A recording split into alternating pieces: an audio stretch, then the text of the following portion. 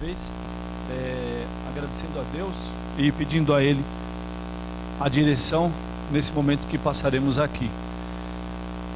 Santo Deus, nosso querido eterno Pai, nós te damos graças, porque Tu és bondoso, Tu és um Deus misericordioso, Tu és um Deus todo amoroso, que cuida dos Teus filhos. Por isso, ó Deus, o Senhor separou esse momento para que nós estivéssemos aqui em comunhão, para louvarmos o Teu nome, bendizermos o Teu nome e conhecermos mais a Ti. Obrigado, Senhor Deus, porque o Senhor enviou o Seu Filho para morrer por nós na cruz. Obrigado, Senhor Deus, pelas famílias da aliança que o Senhor restaura através de um compromisso e da sua aliança, um pacto que o Senhor fez consigo mesmo. E o Senhor nos sustenta, ó Deus, por conta da Tua palavra, porque o Senhor não é homem para mentir, e o Senhor prometeu, ó Deus, que nós seríamos abençoados. Louvado seja o Teu nome. Nós queremos Te agradecer e Te pedimos, ó Deus, humildemente, que nos ilumine, dirija, Senhor Deus, com o Teu Santo Espírito, para que a Tua palavra penetre os nossos corações, transforme nossas vidas, mude o nosso ser, o nosso caráter. E nesse processo, ó Deus, de santificação para os Teus filhos, que conhecendo a Ti melhor, possam Te servir melhor, possam servir o próximo, ó Deus, melhor. Bendizer o Teu nome para esse mundo que não lhe conhece, para aqueles que ainda não tiveram encontro genuíno com Cristo, com o Salvador, com o amado de nossas almas. Nós Te pedimos pela vida daqueles que aqui ouvirão, se é que tem alguém que não proclama, ó Deus, de coração a fé salvífica, ó Deus. Nós Te pedimos por eles também e oramos agradecidos. Pedimos que o Senhor nos dirija, no nome de Jesus, para o louvor da Tua glória. Amém. Antes de expor aí, né, a aula propriamente dita, nós temos uma introdução. A introdução ela é bastante importante para que nós entramos no assunto, para que nós nos colocamos dentro daquilo que vai ser dito, para que isso aguce a nossa atenção, que a nossa mente esteja bem ali dentro do assunto. Não é um assunto novo aqui para ninguém, mas é um assunto que é bastante relevante para nossas vidas, de extrema importância para cada um aqui. Eu tenho certeza que não tem ninguém aqui, assim como eu, que não precisa de aprender um pouco mais da palavra de Deus.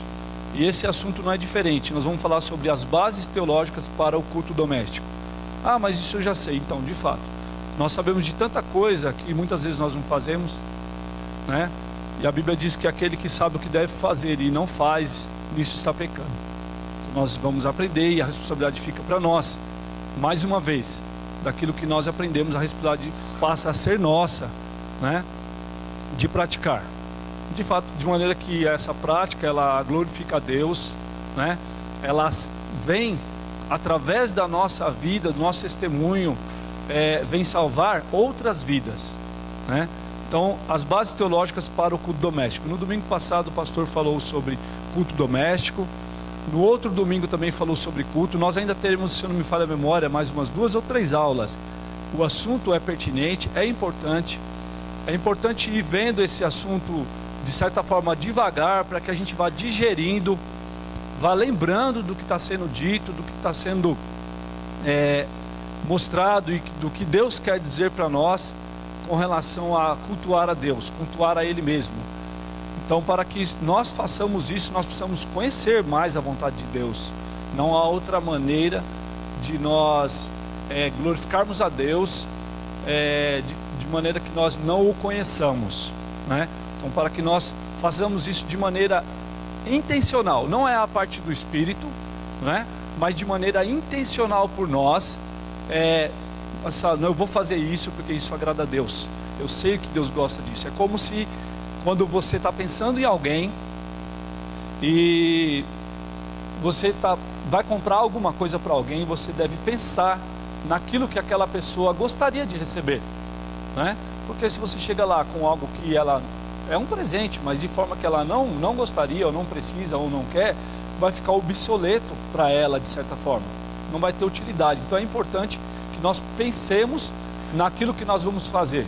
Então nós pensemos, entendemos e saibamos aquilo que nós vamos fazer para que agrade a Deus, né? Então esse aqui é um dos propósitos. Então, para trazer aqui uma parte da introdução, o reverendo Felipe Fontes, ele nesse livro aqui que ele diz: você educa de acordo com o que adora.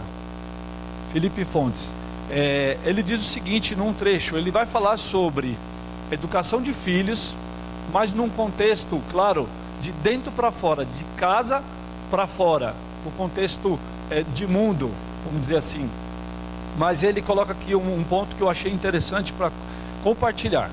Ele diz assim: da mesma forma, podemos dizer que a relação que um indivíduo tem com o dinheiro, quando experimenta a segurança depois de consultar o rendimento dos seus investimentos financeiros.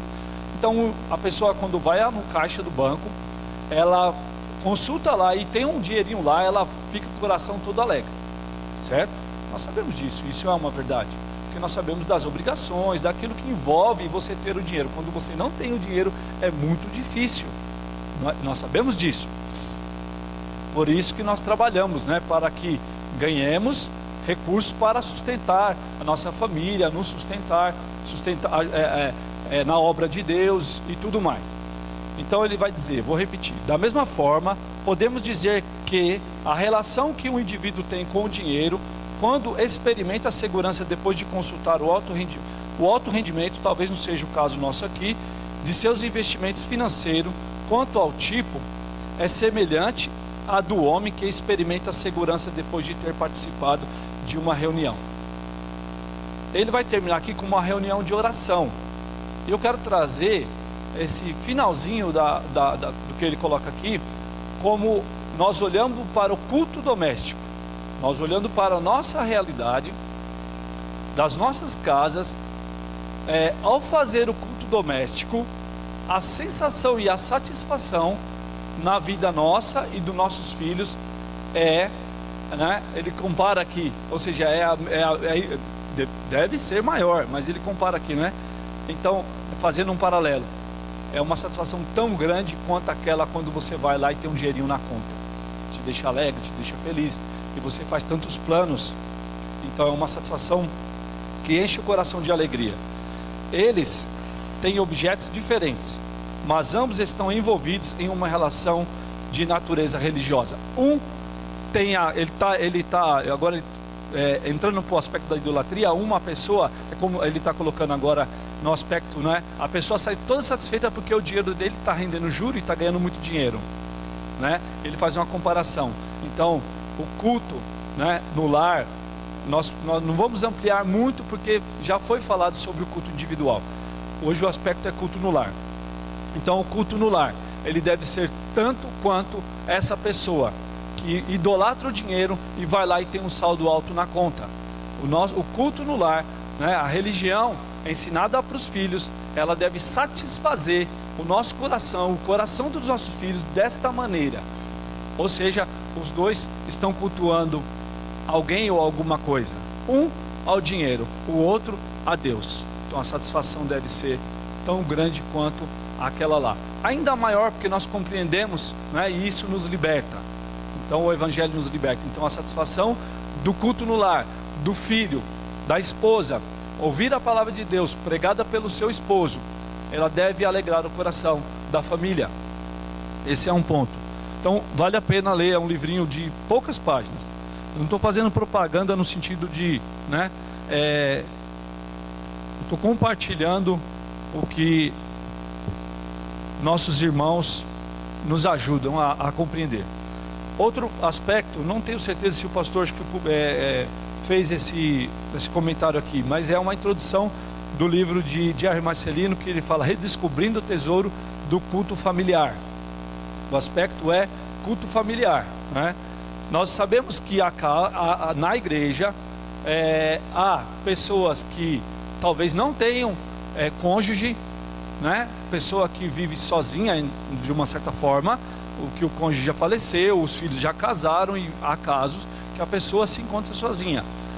Há casos que só existe tem só o casal, não é só no sentido ou seja, a família é o casal, e há os casos aqui que a família é o casal mais os seus filhos, e às vezes netos e bisnetos, estende, né? Então nós sabemos que há vários, como a igreja ela não é uniforme, ou seja, ela não é formada simplesmente por casais com filhos, né? E a igreja é corpo de Cristo, e então nós estamos aqui tem várias famílias, formações de famílias diferentes. Então, outro ponto que ele coloca aqui, essa aqui é a meditação de Arthur W. Pink. Ele diz o seguinte: visto que o crente não pertence a si mesmo, mas foi comprado por preço, seu alvo é glorificar a Deus em todos os seus relacionamentos da vida. Não importa a posição social que ele ocupa ou mesmo o que ele é. O crente tem de servir como uma testemunha de Cristo, juntamente com a igreja de Deus. O lar do crente deve ser a esfera da sua vida mais evidente de dedicação a Deus. O lar deve ser a esfera da vida mais evidente de dedicação a Deus. O nosso lar é esse local. Todas as realizações no lar têm de estampar o selo da divina chamada do crente. E todos os seus afazeres devem ser dispostos de tal modo que todas as pessoas vindas ao seu lar percebam que Deus está ali. Então, o lar do crente deve ser um lugar em que as pessoas entram ali e percebem Cristo naquele lar, percebem Cristo. E que as pessoas têm que ver no cristão é quem? O Cristo que ele serve, né? Então esse é um aspecto importante da questão da adoração no lar, do culto no lar, e como reflexão. Mais um aspecto aqui eu quero trazer. Palmer Robertson, ele, no seu livro Aliança, ele diz o seguinte sobre a aliança: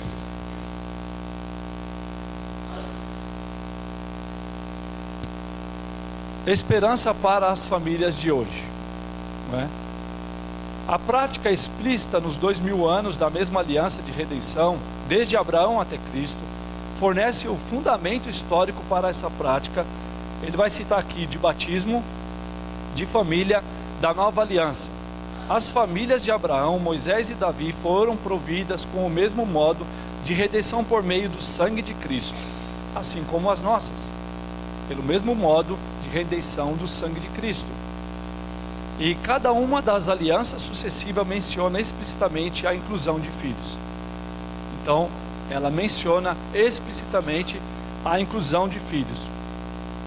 Aí ele vai citar aqui a profecia de Jeremias a respeito da nova aliança, também fala do compromisso pertencente de Deus em redimir as famílias. Então, compromisso de Deus, né, em redimir as famílias.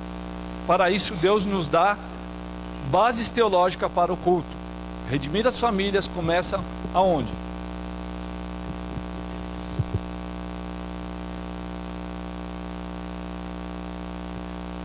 Redimir as famílias começa no lar. Redimir as famílias começa em casa.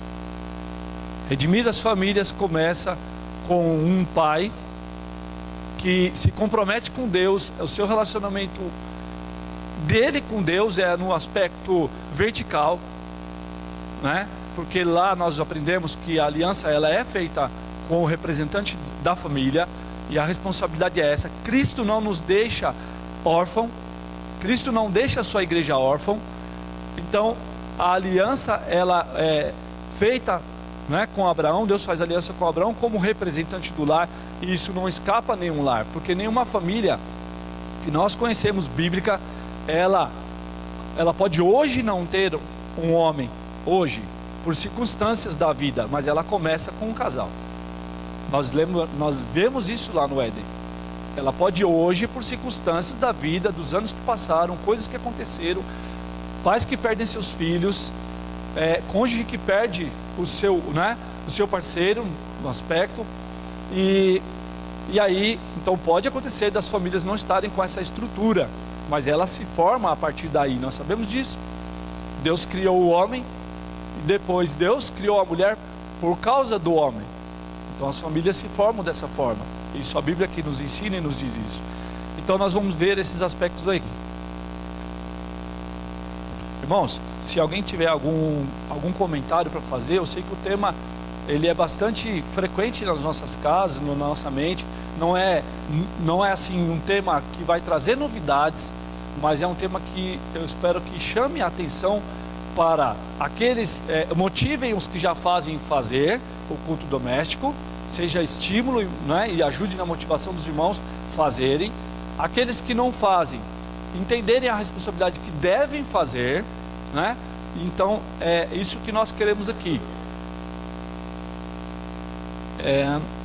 Toda a igreja deseja ter um crescimento. A igreja ela deseja ter um crescimento. Às vezes a gente tem lá no coração aquela ideia de olha para os bancos e fala, nossa, parece que a igreja está vazia.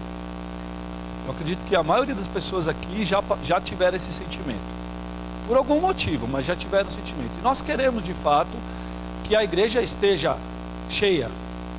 Em especial aquele que é pai sabe aqui o que eu vou dizer. E olha que eu não estou livre dessa situação. Não é porque eu estou aqui com filhos pequenos que eles têm que vir, porque o pai traz, eles têm que obedecer. Não é por isso que eu tenho autoridade para falar. Não é por isso. É porque a palavra de Deus diz, né? Então, ninguém aqui está querendo jogar uma pedra ou atirar ou condenar no aspecto daquele que não tem o seu filho aqui na igreja. Não é esse aí que eu quero dizer, mas é assim. Nós estamos aqui, então de uma certa forma a gente quer um crescimento da igreja. Mas aonde que está o primeiro lugar do crescimento da igreja? Aonde que deveria estar? Nos nossos filhos, nas nossas famílias. No entanto, aqui na igreja mesmo tem muitas famílias aqui, a gente sabe disso. Tem muitas famílias aqui. E olha, então isso é verdade.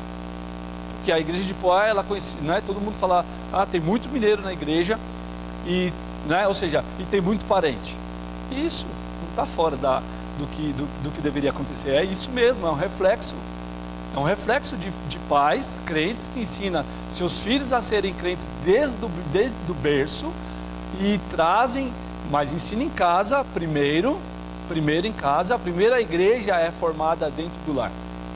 E daí, essa daqui, né, que nós vimos aqui para nos reunir aos domingos. E aí, nós gostaríamos que todos, eu tenho certeza, isso eu posso afirmar, que todos os pais que estão aqui, que são crentes, gostariam de ter os seus filhos aqui na igreja. E eu diria que isso não caberia aqui. Se todos os pais tivessem seus filhos aqui, não caberia nesse tempo.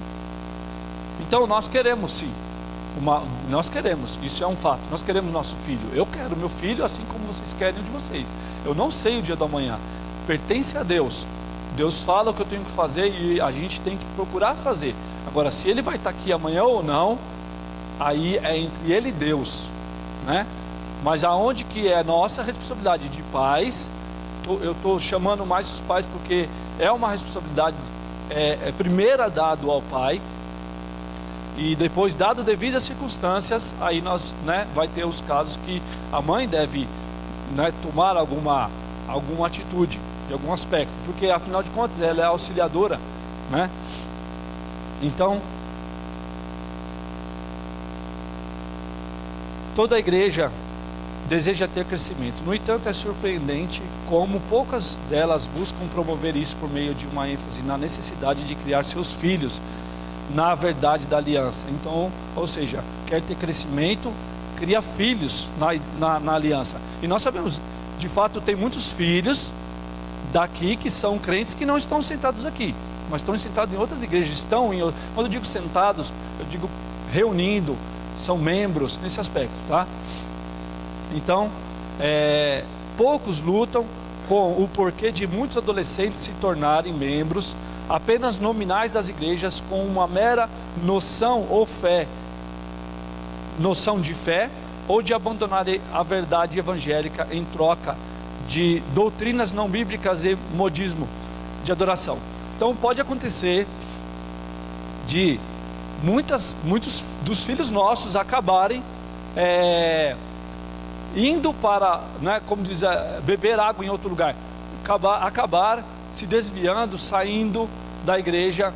Mas nós estamos falando aqui da base do culto familiar, que vai levar, possivelmente, o seu filho a ser um crente já a partir de dentro de casa. Para aqueles que não têm filhos pequenos em casa, não tem problema, pode ajudar lá, muitas vezes a avó fica com o neto, né? Tem muitas formas, nós estamos partindo desse aspecto aí do culto doméstico.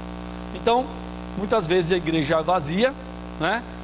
Porque os pais não ensinam desde a tenridade os filhos a amarem a Deus,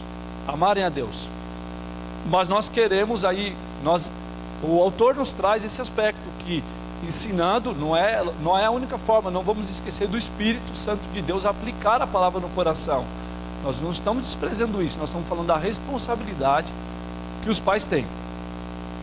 Reformar nossas famílias, empenhando-nos para ter cuidado consciente para manter a adoração a Deus em nosso culto doméstico, comportando-nos em casa com corações perfeitos, executando todos os afazeres domésticos com fidelidade, educando, instruindo e exortando nossos filhos e família a guardarem os caminhos do Senhor. Instruindo, exortando os nossos filhos a guardarem o caminho do Senhor. Isso deve ser o alvo no nosso lar, em primeiro lugar. Em primeiro lugar, né? O Senhor Jesus já disse lá em Mateus: buscai primeiro o reino dos céus e a sua justiça, e as demais coisas vos serão acrescentadas. Então, um exemplo é esse que eu acabei de comentar, que em 1677 a aliança da congregação puritana em Dorchester, Massachusetts, que incluía o compromisso. Esse compromisso de reformar as famílias se reuniram com o propósito de vamos alcançar nossas famílias, vamos alcançar nossos filhos. Muitos lares estão destruídos, nós estamos vendo problemas acontecendo dos mais variados tipos. Vamos resgatar a nossa família. A família é a base da sociedade. O mundo, né, no sentido humano, de pessoas que existem hoje, começaram numa família, uma família, Adão e Eva como cabeça, né, dessa geração humana. Então, e depois seus filhos e assim por diante. Então, é de extrema importância. Então, nós vamos observar aqui alguns aspectos, entendendo o significado. Nós estamos falando sobre as bases, né, teológicas do culto doméstico, do culto familiar. Bases. Quando fala em bases, né, o que nós vamos... A imagem não está muito clara ali, mas ali a ideia é o quê? É um alicerce. É um alicerce que lá embaixo você vai ver que a parte mais larga, que sai fora da partezinha que está interna, ela é de outra cor, é cinza. Ou seja, o alicerce tem que ser maior. Todos nós sabemos disso. Isso não é novidade, né? O alicerce tem que ser maior, ele tem que ser robusto, ele tem que conter ferro, pedra, cimento, né? Para que e muito ferro, quanto mais ferro for e mais cimento, no sentido, né? Lógico que a mistura ela tem uma proporção correta, mais resistente vai ficar aquela fundação, e maior a edificação você poderá construir, certo? Se a base for pequena e o alicerce for fraco, você não pode construir muita coisa em cima. Se o alicerce for grande, extenso, firme, sólido, duro, você poderá construir algo grande em cima. Então, se você projeta uma casa térrea, você vai fazer um alicerce, uma base, de acordo com o que a casa térrea precisa. Ela vai suportar tal peso. Se você precisa de fazer um sobrado, você vai fazer o que naquela fundação? Você vai aumentar aquela fundação, de maneira que as sapatas, né, o que vai ficar lá embaixo, vai ser mais resistente, vai ser com mais ferro, e ele vai suportar muito mais peso lá em cima. Então, a base, nós estamos falando sobre base teológica no culto doméstico, né? As bases teológicas do culto doméstico. Então, ou seja, a base, o alicerce deve ser sólido, deve ser forte, resistente. Então, base teológica, base o quê? Bíblica. Então, o alicerce com relação à palavra de Deus, na vida dos filhos, dos nossos filhos, das nossas casas, das nossas esposas, né? E falar com ela, orar com ela, fazer o culto doméstico, fazer em família, deve conter base o quê? Bíblica, teológica, para que aquela fundação, a criança no aspecto que nós estamos falando agora, desde pequena conheça, né, os desígnios de Deus, o que Deus requer do homem e o que o homem deve crer acerca de Deus. Aonde está? Está na sua palavra. Então essas bases teológicas devem ser firmes, assim como o alicerce de uma casa, com bastante, né, teologia, no sentido de bastante conhecimento sobre Deus, para que ele desenvolva o temor do Senhor desde pequeno. Então a base é aquilo que serve de suporte e de sustentação. Teologia, no aspecto, é o estudo da existência de Deus, né? Você deve levar ao seu filho conhecer a Deus, das questões referentes ao conhecimento da divindade, de sua natureza, de seus atributos e de suas relações com o homem, com o universo. Então nós devemos aí, o que Deus requer do homem, nós devemos ensinar para os nossos filhos, e o que o homem deve querer acerca de Deus, o que nossos filhos devem querer acerca de Deus, para que quando, né, nós vamos lembrar daquele versículo, para que quando for velho, não venha se desviar. Então é na base, é na fundação, para quando você subir as paredes, fizer um sobrado, ele não venha a desmoronar. Então essa é a responsabilidade que Deus nos dá. Então, a base teológica. E o culto, no aspecto culto, né? Nós vamos pegar os 4 pontos. Então, o culto, o serviço, ou seja, a maneira através da qual Deus é adorado. Então nós vamos, né, ao aspecto, ou seja, ensinar para nossos filhos a como cultuar a Deus, o que Deus quer, como Deus quer ser cultuado. Desde pequenininho, Deus quer assim, Deus manda fazer assim. Isso é que nós estamos aqui tentando entender um pouco mais. Então o serviço, ou seja, a maneira através da qual Deus é adorado, e ainda cultuar também envolve cultivar, né? Envolve tanto a homenagem ou reverência a Deus, quanto o serviço pessoal. Homenagem ou a sua reverência a Deus, isso envolve o serviço pessoal. E o aspecto doméstico é fazer tudo isso na onde? Em casa. Então base, vamos, né, criar uma base sólida de um conhecimento de Deus, uma base sólida de um conhecimento de Deus, de como Deus quer ser adorado, como que Ele prescreve na Escritura, isso na onde que começa?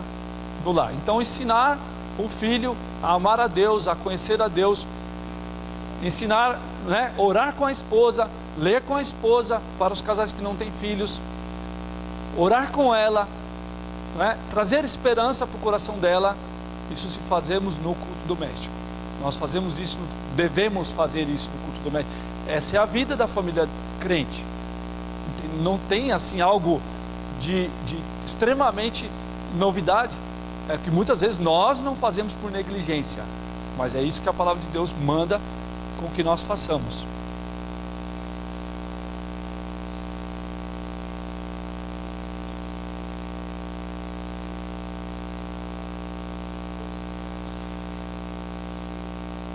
Muito bem, eu agradeço pelo ponto que a senhora tocou. De fato,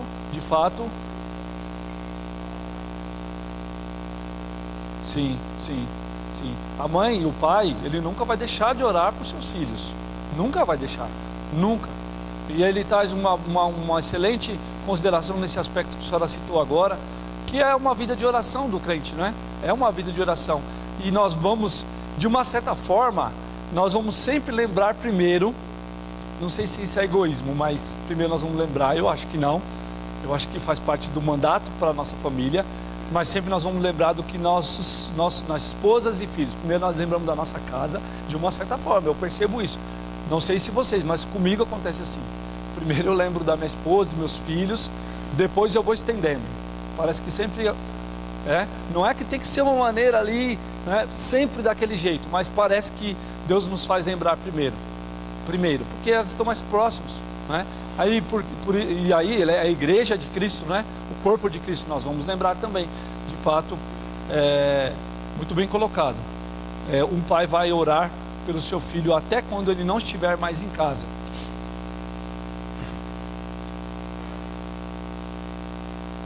Então as bases teológicas para o culto doméstico, elas estão, né, arraigadas no próprio Deus. A base, né, teológica, ou seja, aquele fundamento para o culto doméstico, ela tem que estar cheia, ela tem que estar presa, amarrada, no aspecto de enraizada. Sabe quando uma raiz é muito profunda, muito larga, é difícil para tirar. É difícil para tirar. Então, arraigadas no aspecto de estar cheia, com muita palavra de Deus no coração. Eu estava vendo uma pregação do Augusto Nicodemos, que ele vai falar sobre a estultícia do coração da criança. Então, tirar a estultícia do coração da criança é um processo muito complicado, porque eles nascem em pecado, assim como nós. Nós não estamos dizendo que nós somos mais santos que nossos filhos, não é isso não, tá? Mas é que eles não têm aquela atitude, muitas vezes, por si só, de ir ler a Bíblia, de estudar a Bíblia. Então o pai precisa de pegar ele, assim como o pai pede para trocar a roupa, para tirar o uniforme da escola, para trocar o sapato, para colocar uma blusa, né? Os pais fazem isso o tempo todo com seus filhos. As mães, então, nós vimos aquele dia sobre as mães, aquele óculos de mãe, elas veem coisas que às vezes o pai não vê e a mãe vê. O óculos de mãe é uma coisa impressionante. Nós vimos outro dia, que foi naquele sábado, e de fato eu percebo isso. Então, elas estão rapidamente ali percebendo, se preocupando com esses aspectos.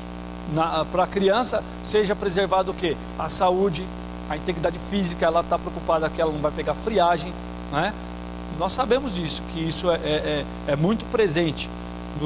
Então, as bases teológicas para o culto doméstico, eles estão arraigados no próprio Deus, enraizadas, estão presos, tem que estar cheio da palavra, cheio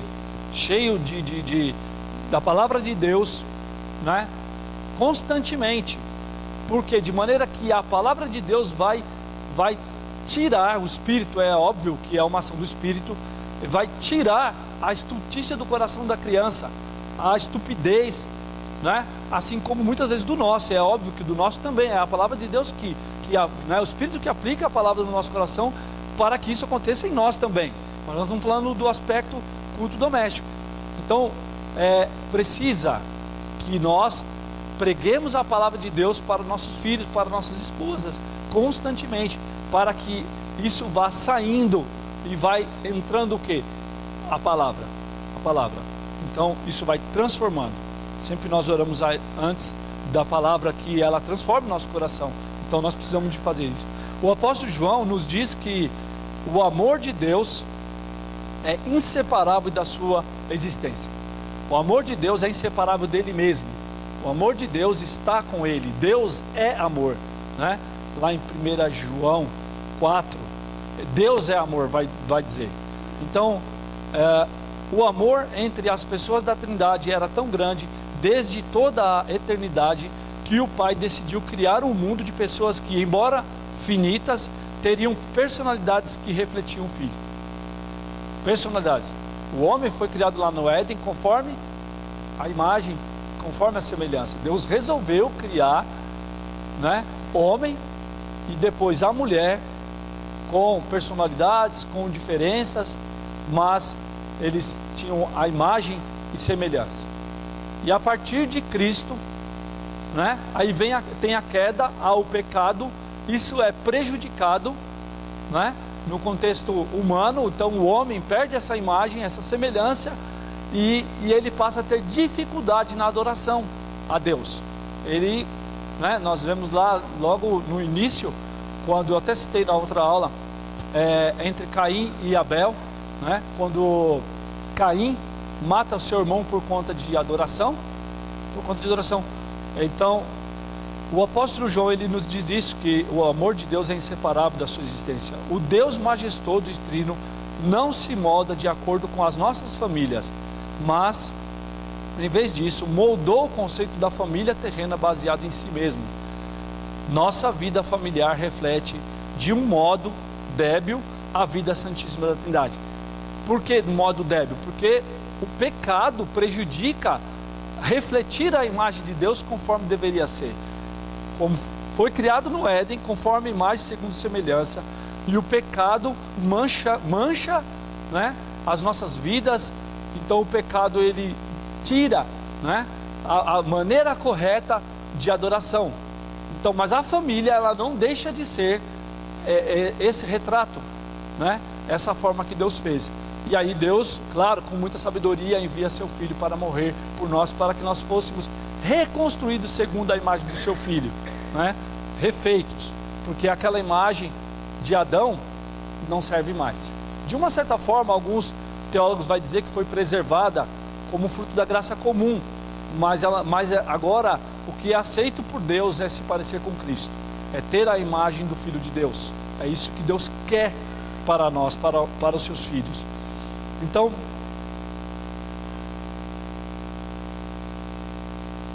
sim.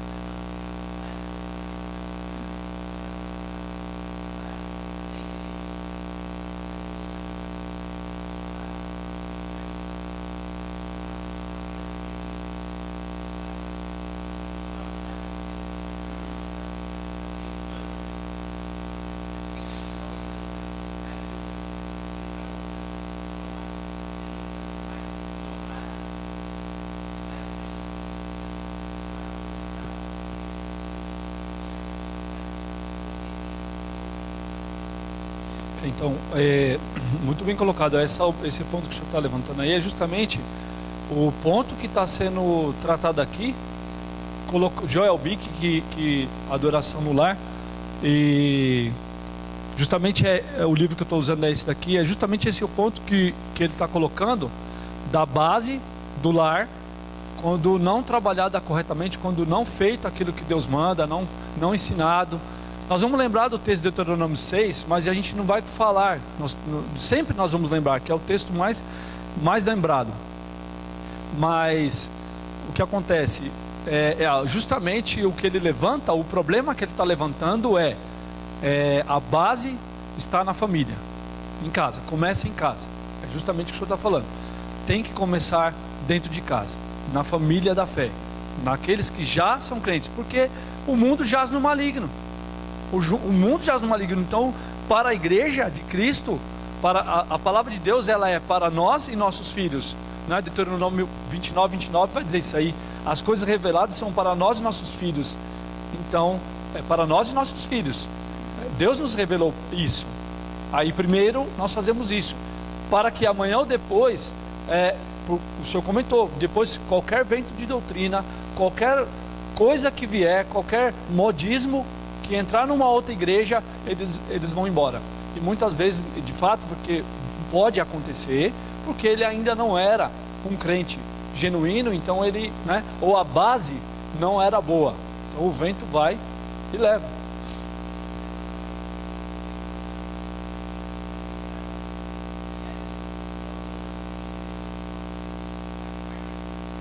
Sim, até comentei isso. Não, é verdade. Sim, correto. Como você vai adorar a Deus que não vê, né? Se você não ama seu irmão que você vê. Então é o próximo, mais próximo, né? A nossa esposa é uma conosco. Então, a responsabilidade aumenta bastante. Então, Deus criou Adão à sua imagem e criou Eva a partir de Adão. Deles surgiram todas as famílias humanas a fim de que a humanidade pudesse ter uma aliança de comunhão com Deus. Como família de duas pessoas, nossos primeiros pais adoravam a Deus com reverência enquanto andavam juntos no jardim do Éden. Isso está lá em Gênesis 3:8.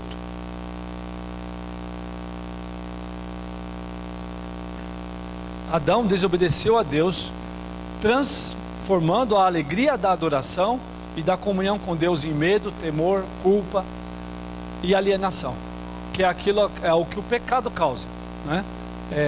Essa mancha. Por isso mesmo que o salmista Davi diz o quê? Desvenda os meus olhos, tira a cegueira no aspecto dos meus olhos, mas lá de dentro do meu coração, né? Para que eu faça o quê? Contemple as maravilhas da sua lei. É o que Adão vivia. Adão contemplava as maravilhas da lei de Deus perfeitamente. Então o pecado mancha isso, corrompe. Como o nosso representante Adão rompeu o relacionamento entre a família de Deus e a humanidade.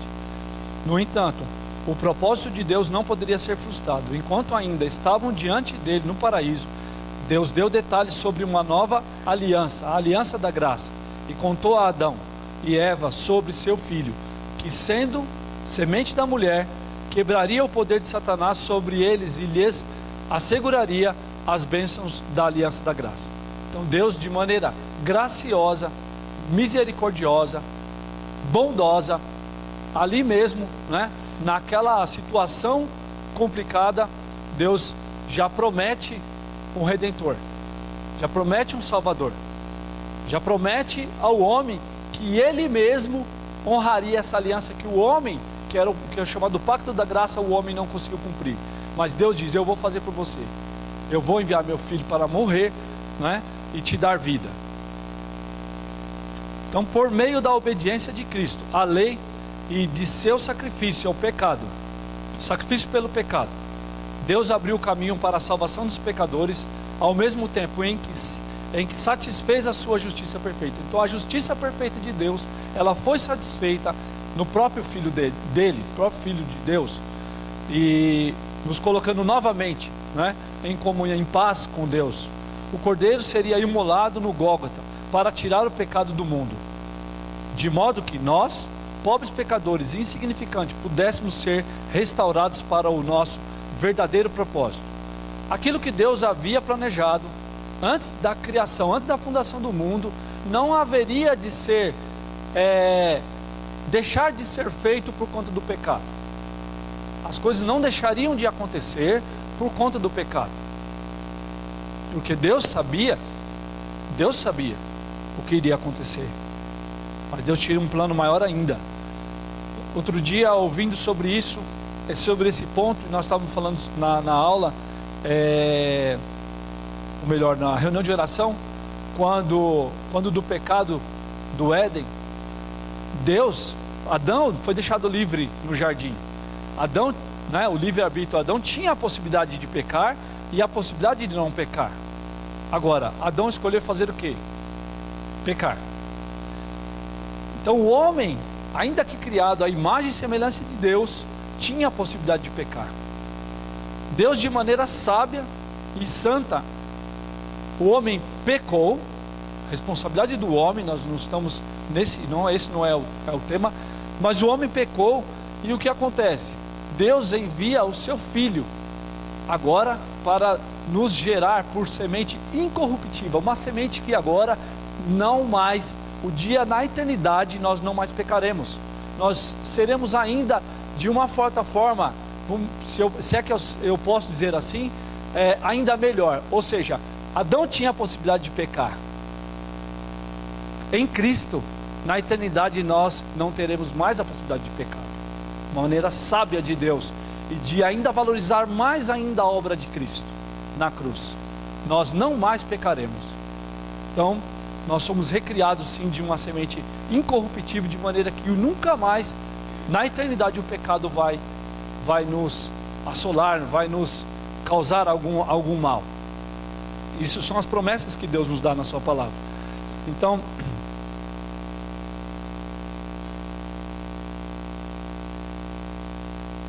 de modo que nós pobres aqui, deixa eu ver, conforme afirma 1 João 1,3, a nossa comunhão é com o Pai e com o seu Filho, Jesus Cristo. Deus lida com a raça humana por meio de alianças e lideranças ou representações. Assim como Adão era o representante, né, no pacto da humanidade, o homem no aspecto chefe do lar é representante da sua família, né, a Deus. Na vida cotidiana, os pais representam os seus filhos. Um pai representa a sua esposa e seu filho. Então, o pai representa o seu lar. Os oficiais da igreja representam os seus membros. Os legisladores representam os cidadãos. E de fato nós vemos isso em toda a sociedade. Em toda a sociedade. Quando nós vamos para a urna, nós vamos eleger quem? Um representante nosso. Então, Cristo é o nosso representante. Cristo é quem intercede por nós. Cristo é. Na vida espiritual, cada pessoa é representada pelo primeiro Adão ou pelo último. Primeiro Adão, o homem que pecou, e o último, Cristo. Isso está lá em Romanos 5, então, e também em 1 Coríntios 15. Aí os irmãos podem ler. Vamos pegar um versículo só, Romanos 5,12. Alguém pode ler, por favor? Romanos 5,12.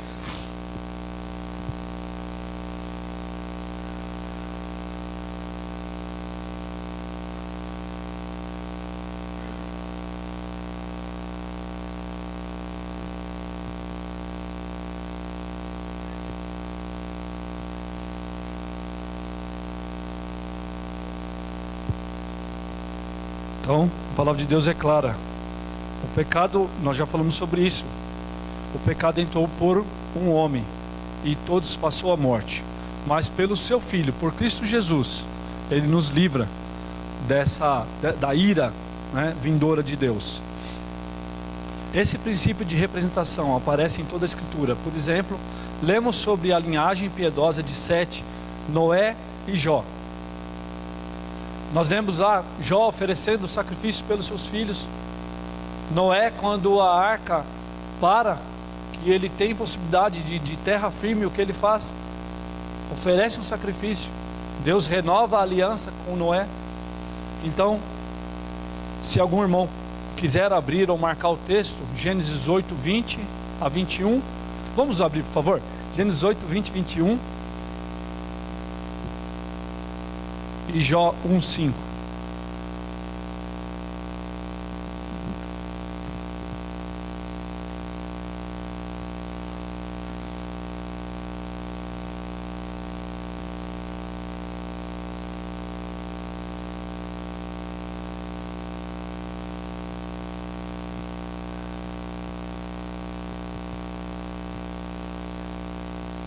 Isso é um culto a Deus, né?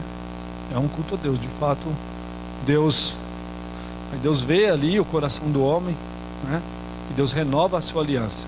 Lembra da sua aliança que havia feito. Então, Gênesis 8, 20.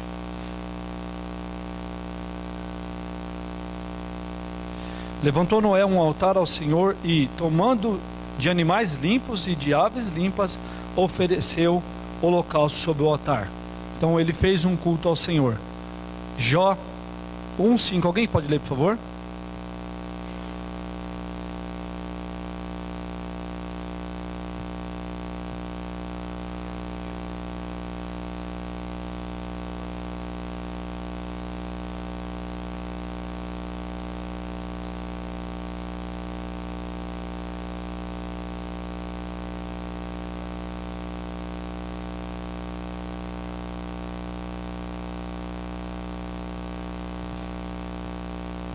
Então, Jó oferecendo sacrifício a Deus, orando ao Senhor pelos seus filhos.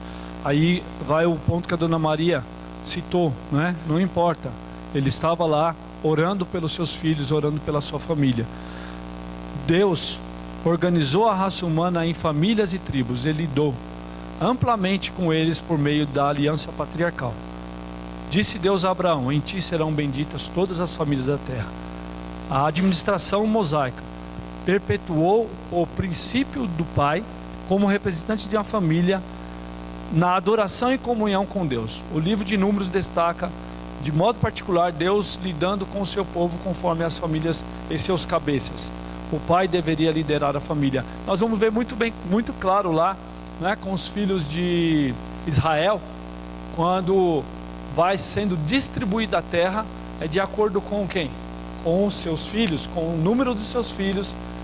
É muito claro, com o número de seus filhos, de acordo com aquilo que cada cabeça da representante daquele povo, daquela tribo, recebia a terra de maneira particular. Essa é tua, essa é tua, essa é tua. E Deus trata dessa forma.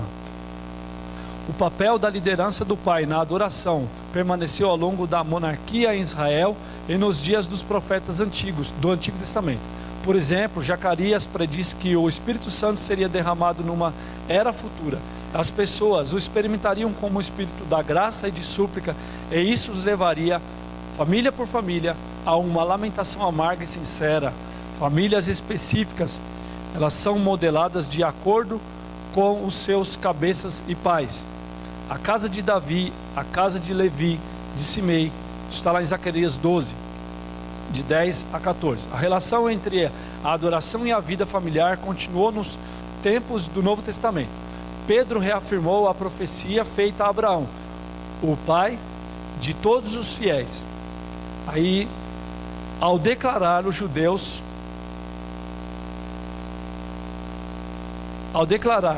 judeus no sermão do Pentecostes: para vós e outros é a promessa, para vossos filhos e para todos os que ainda estão longe. Lá em Atos 2:39. E Paulo nos diz em Coríntios 1, 7, 14, que na aliança. Agora eu vou pedir para que abra nesse texto aí, por favor. Alguém, por favor, pode abrir nesse texto?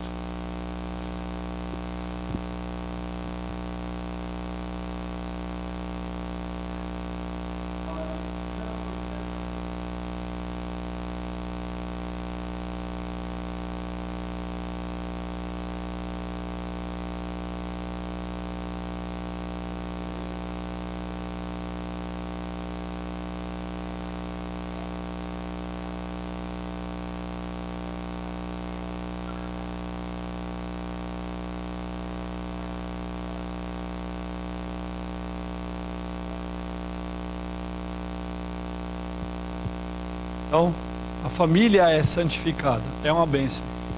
Alegra e consola o coração daqueles que têm um cônjuge que não é um crente. Alegra e consola. E enche de esperança, e isso faz com que a pessoa possa servir mais a Deus ainda, com mais intensidade, com mais motivações ainda do que já tem, porque com o exemplo, né,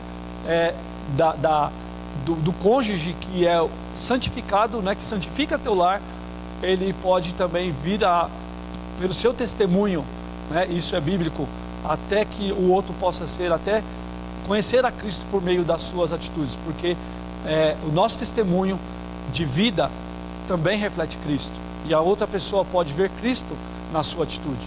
Então isso dá esperança. Isso está onde? Baseado no quê? Na família, né? Então Paulo nos diz isso, que a aliança é uma fé de um pai que estabelece uma posição de santidade, privilégios e responsabilidade para os seus filhos.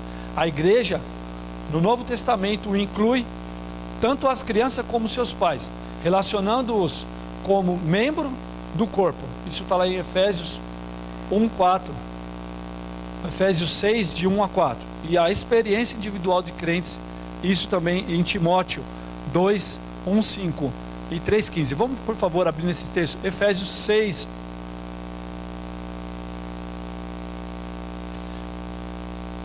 E depois a pessoa que puder abrir em 2 Timóteo 1:5, depois 3:15. Irmão, se alguém quiser pontuar, fazer algum comentário, pode pedir a palavra.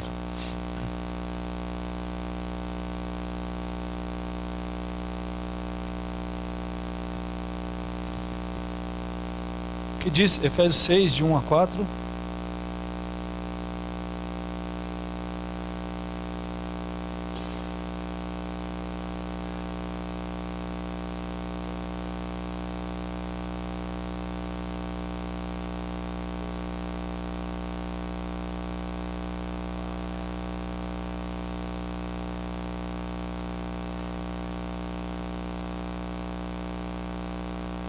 Então, para nós é o que? Criar ele na disciplina e administração. É isso que está dizendo, né? O texto diz. Primeiro ele vai falar para os filhos. Está falando para os filhos: obedecer a vossos pais do Senhor, porque isso é justo. Honra teu pai e tua mãe, para que te vá bem, seja de longa, né, vida sobre a terra. Aí depois, para os pais: vós pais, não provoqueis vossos filhos a ira, mas criai-vos na disciplina e administração do Senhor. Faça um fundamento sólido, firme para a sua família, né? Depois, 2 Timóteo 1:5.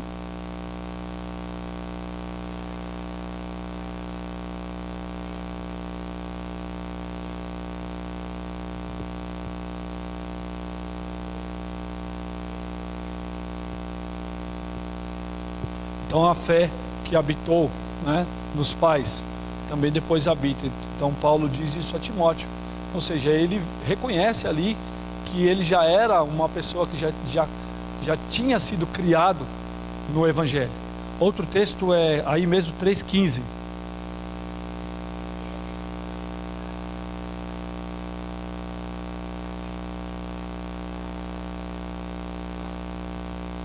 Então, olha só que peso e que responsabilidade ensinar desde a infância.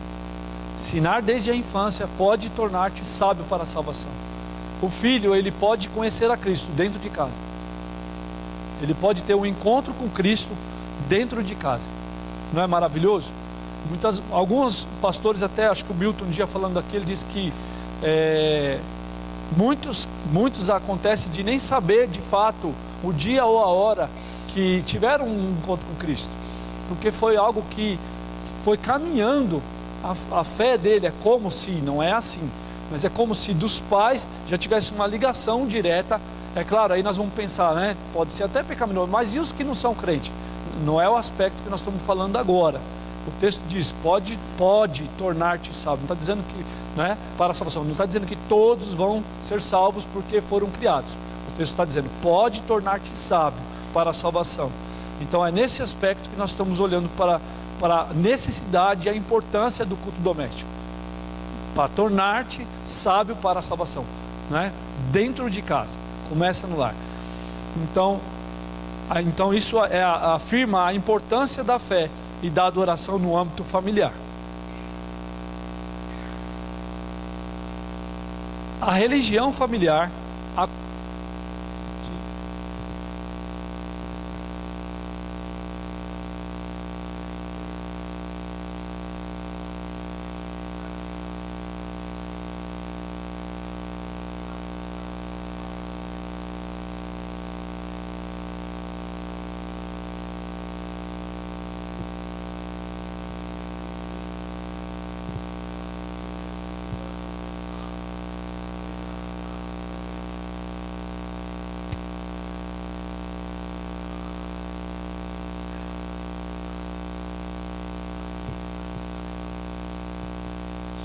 sim. Justamente, o salmista Davi vai falar muito sobre isso, sobre a alegria, né, da salvação, sobre a alegria, o que enche o coração de alegria, né, é a salvação, é pertencer a Cristo. Então, a religião familiar, a qual depende muito do cabeça do lar para guiar diariamente a família na adoração diante de Deus, é uma das estruturas mais poderosas que o Deus que guarda a aliança tem dado para a expansão da redenção ao longo das gerações. O lugar mais importante que Deus mais usa, porque de fato ele usa, porque nós vemos na história, né, quando ele faz a aliança com Abraão, é dentro do lar. É dentro do lar. Muitas pessoas vão conhecer a Cristo de famílias que não, né, são crentes. Não estou dizendo que é só isso, né? Temos muitos casos, né, talvez em nosso meio, de pessoas que não foram criadas ensinando o Evangelho dentro de casa, mas que conheceram a Cristo.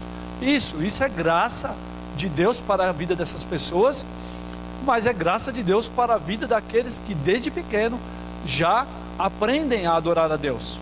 Desde pequeno, porque a estultícia está ligada ao coração da criança, desde pequeno.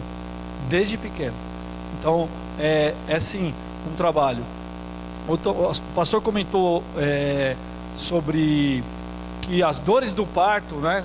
Paulo Brasil que fala isso daí, e as dores do parto, elas não se resumem somente na hora ali na maternidade. Mesmo porque hoje tem muitas pessoas que nem têm a dor do parto, porque da forma que era no parto natural, às vezes vai fazer uma cesárea ou tal, por várias, né, motivações, não vem ao caso aqui, e acaba não tendo aquela dor de parto. Mas aquilo a dor no sentido, né, ou seja, o trabalho que você vai ter, que um pai vai ter, que uma mãe vai ter para levar o seu filho a Cristo, ele pode ser que seja por toda a vida. Não se resume no aspecto da dor do parto ali naquele momento. É desde o nascimento até que ele seja, ele confesse a Cristo com a sua boca, reconheça a soberania de Deus, reconheça a Cristo como o único Senhor da vida dele. Então não se resume naquele momento, não se resume simplesmente, não estou desmerecendo a questão da mãe que gera filhos. Eu estou dizendo que levar esse filho a Cristo é muito mais anos e muito mais trabalho do que aqueles 9 meses que o pai tem ele. E vocês sabem disso. A mulher que tem já o seu filho, ela já sabe disso. Que aquela dor, aquele momento dos 9 meses, ele não foi mais difícil do que será desde o 0 ano de vida que ele nasce até o dia que entregue ele, no sentido, né, que ouça a sua profissão de fé dizendo que eu creio em Cristo Jesus. Esse trabalho todo é muito mais longo, muito mais árduo, muito mais também prazeroso para nós os pais levar um filho a Cristo. E isso demanda trabalho, demanda tempo, demanda empenho, demanda estudo, né, da palavra de Deus, demanda atitude dos pais, porque as atitudes dos pais, isso vale para mim aqui. A forma com que os pais vivem dentro dos seus lares é o que o filho vai vendo, aprendendo e praticando. Então, se a sociedade hoje, de uma maneira geral, ela está da forma que está, é por quê? Porque dentro do lar, e nós não estamos falando só da igreja, mas é dentro do lar que começa. E o que o governo tem feito, né? Tem uma proposta para a educação que até o ano 2022, não sei se alguém tem essa informação aqui ou diferente disso, que até o ano 2022 o governo tem uma pretensão de que todas as crianças possam ficar dentro da escola de período integral. 2022, isso está acontecendo hoje. Peraí, se a criança desde bebezinho ali, desde pequenininho, 3, 4 anos, ela passar período integral dentro da escola, quem é que vai educar essa criança? Quem é que vai ensinar os caminhos do Senhor para essa criança? Eles vão aprender aquilo que eles querem ensinar. E aí, você começa a perder no seu filho dentro de casa. Você começa a perder no seu filho dentro de casa. Não é depois que ele está grande. Depois que ele está grande, aí vai continuar orando, quando a Dona Maria falou. De fato, vai ter que continuar orando. Crente ou não crente, vai continuar orando. Mas depois que ele estiver grande, é muito mais complicado, né? Mas Deus nos dá o privilégio de pregar a palavra desde que eles nascem.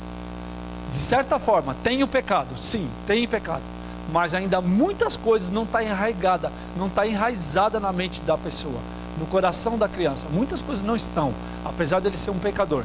E aí você tem o privilégio de ir lá, né, e ir ensinando e, entre aspas, naquilo que é a responsabilidade nossa, de pais, instalando programa por programa, até que ele esteja completo, né?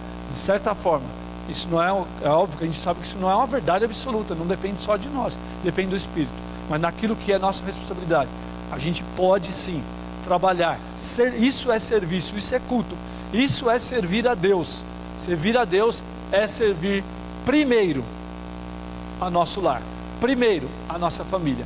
Se a igreja tiver famílias estruturadas, famílias lá em casa, casas estruturadas, vai ter uma igreja estruturada. Se não tiver casas estruturadas, nós não vamos ter uma igreja estruturada. Nós não vamos ter, porque o que está lá é o que está aqui. O que está nas nossas casas são as mesmas pessoas que estão aqui, juntas agora, né? Então nós precisamos muito nos preocupar com isso. Vou ler novamente esse comentário desse pastor. A religião familiar, a qual depende muito do cabeça do lar para guiar diariamente a família na adoração diante de Deus, é uma das estruturas mais poderosas que o Deus que guarda a aliança tem dado para a expansão da redenção ao longo das gerações, de modo que incontáveis multidões possam ser trazidas à adoração e à comunhão com o Deus vivo na face de Cristo. Incontáveis multidões, gerações, povos podem ser trazidas, né, a Cristo, a se dobrar diante de Deus e de Cristo aqui enquanto é tempo. Nós devemos fazer isso, devemos orar pelos nossos filhos, pelas nossas famílias, pelos nossos entes queridos, e devemos fazer. Os filhos imitam os vossos pais, imitam os pais, copiam os pais. Vou aproveitar que a Dona Maria fez aquele comentário, eu vou trazer uma reflexão. Eu não ia trazer, mas eu vou trazer uma reflexão que ele dá aqui no final, muito importante, sobre oração dos pais aos filhos. Ele vai citar aqui, John Patton, deixa o lar. Ele está citando uma pessoa, um homem formado, um homem adulto que deixa seu lar. Irmãos, antes de eu ler isso aqui, alguém tem algum comentário para fazer? Alguma pergunta? Não sei se posso responder, mas...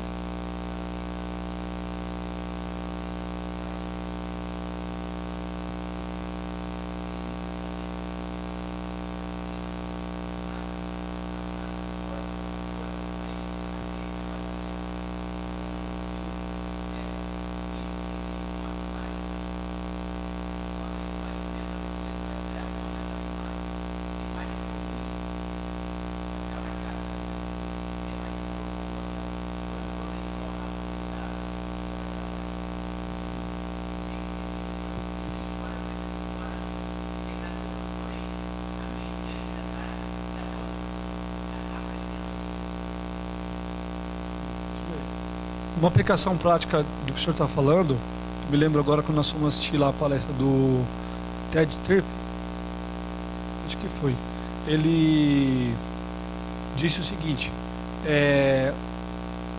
que as crianças, ou melhor, os pais que não praticam, fizeram uma pergunta lá para ele, foi Paul Tripp, os pais que não praticam, não têm esse costume, né, de ensinar seus filhos, de fazer o culto doméstico, ou para sua esposa, o marido que não faz, ele pode muito bem chegar em casa, fazer uma reunião de família, né, e filhos grandes, não tem problema, vai lá, o filho não é crente, já é grande, não tem problema, vai, procura teu filho e fala para ele, eu errei, eu falhei diante de Deus em não fazer o que eu deveria ter feito, então eu vim te pedir perdão porque eu não te ensinei, desde que você era pequeno eu não te ensinei. Então eu me arrependo desse pecado e vim te pedir perdão, porque eu não te ensinei a amar a Deus desde bebezinho, desde criança. Então num culto familiar, para o homem que não faz, né, com a sua esposa, pode falar para a sua esposa, me perdoa que até hoje eu não faço isso e agora eu quero fazer. Qual o problema? Não tem problema nenhum. Cristo nos salvou, Cristo nos tira o orgulho, a arrogância, Cristo nos livrou dessas coisas. Nós temos liberdade em Cristo. O cristão, ele deve fazer o quê? Admitir seus erros. Admita seus erros, é melhor, né? Admite seus erros, confesse teu pecado, diga, eu errei em não fazer, agora eu quero fazer, dá tempo ainda, vamos fazer. E nunca é tarde para começar. Aquele que não faz, Diga que não faz. Ué, isso não está escondido de ninguém. Se a gente não faz, todos sabem que não fazemos. Dentro da nossa casa, os filhos sabem, a esposa sabe. Não estou julgando ninguém aqui. E também não estou querendo me dizer aqui que eu sou melhor que ninguém. Não é isso aqui que nós estamos falando. Nós estamos falando sobre obrigações com relação a Deus e que Deus nos manda fazer e nós não fazemos. Nós estamos falando sobre isso. Diga, eu ouvi isso ele falando, achei muito interessante. Eu tenho um filho grande, adulto, e o filho não... Vai lá, procura seu filho, mostra que você é um crente, admita que você falhou. Essa é a atitude que nós devemos ter. Essa é a atitude que Deus espera de nós, que nos arrependamos, né? Então, o autor diz assim o seguinte: John Patton, deixa o lar. Para o caso de você ainda estar questionando o impacto que o culto familiar pode causar, e para encorajar os pais que estão comprometidos na liderança do culto familiar, gostaria de compartilhar a história desse homem, John.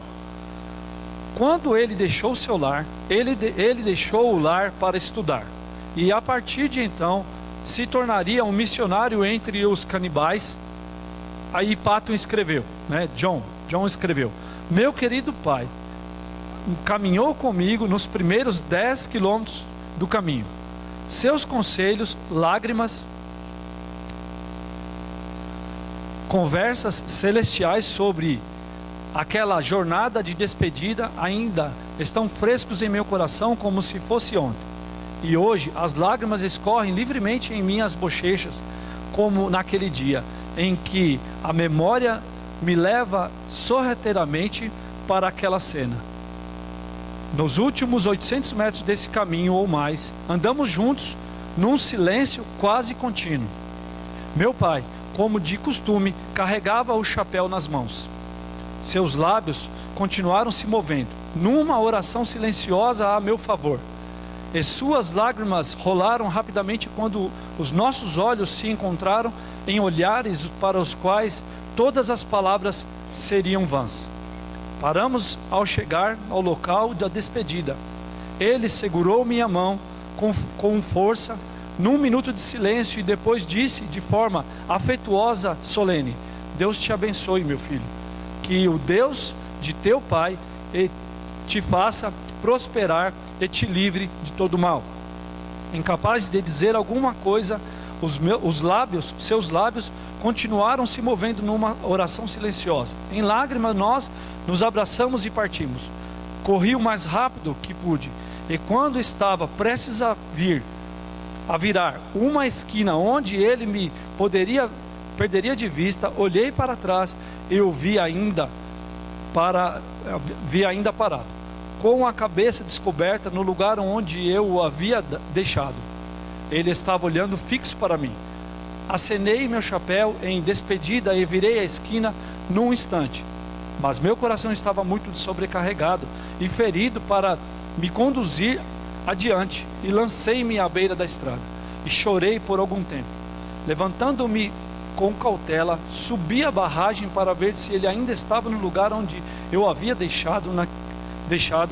Naquele mesmo instante, olhei de relance e o vi subindo a barragem, tentando me ver. Ele não me viu, e depois de olhar ansiosamente na minha direção por algum tempo, desceu a barragem, fixou o olhar na direção de casa e começou a voltar. Ainda estava com a cabeça descoberta e seu coração, tive a certeza, continuava a se elevar em oração a meu favor. Eu o olhava por entre as lágrimas que me ofuscavam até a visão, até que a sua forma se desvaneceu em meu olhar. Então afastei-me depressa e prometi a mim mesmo várias vezes, com a ajuda de Deus, que viveria e agiria de modo tal que jamais entristecesse ou desonrasse meu pai e minha mãe, que Deus havia me dado. A aparência do meu pai quando nos separamos, seus conselhos,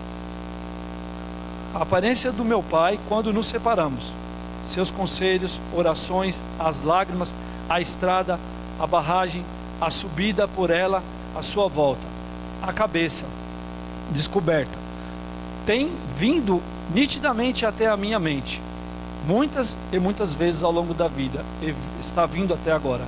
Enquanto escrevo, como que se houvesse acontecido há 1 hora atrás, em meus primeiros anos ausentes, principalmente quando era exposto a muitas tentações, a imagem de sua despedida surgia diante de mim como se fosse um anjo da guarda. Isso não é farisaísmo, mas profunda gratidão que me faz testemunhar sobre a memória daquela cena, que não só me ajudou a manter meu coração puro em relação aos pecados que eram predominantes, como também me estimulou em todos os meus estudos, de modo que eu não poderia ficar aquém das esperanças dele, e também em todos os meus deveres cristãos, de um modo que pudesse seguir fielmente seu brilhante exemplo. Aí ele vai dizer: esse homem, ele teve a sua família morta, e ele dormia em cima da onde ele enterrou a sua família, para que os canibais não comessem a carne da sua família. E ele se mantinha lá, e ele morava naquele lugar, dormia naquele lugar, mas assim, ou seja, por causa daquele ensinamento que ele recebeu dos pais, ele se manteve firme e não abandonou aquilo que ele se propôs a fazer quando ele saiu de casa. E dele saiu de casa, perdeu sua família morreu, e ele dormia em cima, o autor vai dizer aqui no final, em cima da onde ele enterrou os corpos. E ele não desistiu, ele lembrava das orações do pai dele, sempre. Então é um exemplo para nós. Caminhando para o final, irmãos, a aplicação em conclusão: pelo eterno bem-estar dos seus entes queridos, Deus usa meios para salvar almas. Deus usa a pregação da sua palavra, por isso pode usar também no momento do culto doméstico. Deus pode usar no momento de culto doméstico para salvar, né, o seu ente querido. O conhecimento sobre Deus deve ser iniciado no lar. Ele molda a maneira como você adora e o serve. O servo comprometido irá contagiar sua esposa e filhos à adoração, e irá ser usado por Deus para conduzir sua família.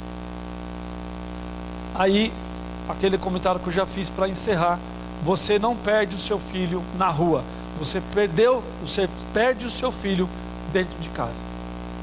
Então é só uma reflexão. Algum irmão tenha mais algum comentário que queira fazer?